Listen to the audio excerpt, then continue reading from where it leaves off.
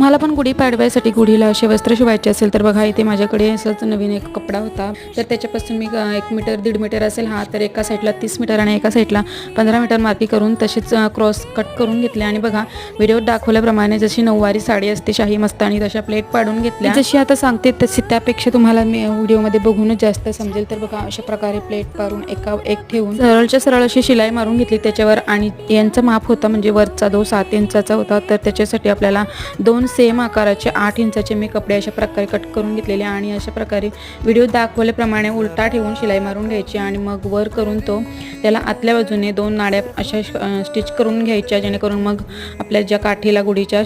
बांधायला जमेल आणि त्याच्यावर लगेचच असा उलटा दुसरा कपडा ठेवून शिलाई मारून घ्यायचा तिन्ही बाजूंनी आणि एका बाजूनी खाली फक्त ओपन ठेवून, आणि मग तो नंतर उलटा करून बघा अशा प्रकारे आपल्याला गुढीचे वस्त्र तयार आहे। तर कसं वाटलं तुम्हाला आजचा माझा व्हिडिओ? आवडल्यास व्हिडिओला लाईक आणि चॅनलला सबस्क्राईब करा।